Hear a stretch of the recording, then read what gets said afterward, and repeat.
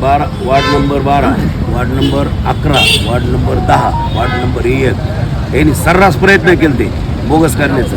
Ward number 12 Deepak नाना देशमुख आणि राजभाऊ फड, तिथं तुम्ही हेडवी बघितला तो तिथं टोटल त्या महिलेसोबत जाऊ मतदान करीत होता आणि तो एक राष्ट्रवादी धनंजय मुंडेचा कार्यकर्ता होता, तो पवन फुटके म्हणून. आणि त्याला बाहेर काढलं, तो चोराच्या उलट्या बाबा तेच म्हणतो की हेनी 25-30 गुंड आणले.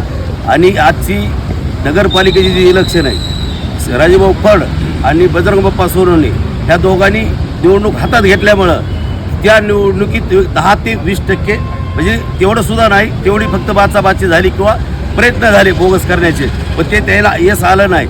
1 नंबर, 11 नंबर, 10 नंबर, 12 नंबर हे चारही संवेदनशील बूथ होते, पण त्याच्यात त्याला प्रयत्न करूनही त्याला यश आलं नाही बोगस करण्याचं. आणि याचं श्रेय सगळं राष्ट्रवादी काँग्रेस शरदचंद्र पवार पक्षाच्या फादर बॉडीला, युवक बॉडीला, महिला बॉडीला प्लस महाराष्ट्राचे सरचिटणीस राजभाऊ फड आणि दबंग खासदार बजरंग बाप्पा सोनवणे यांना जाते. आज मतदाना दिवशी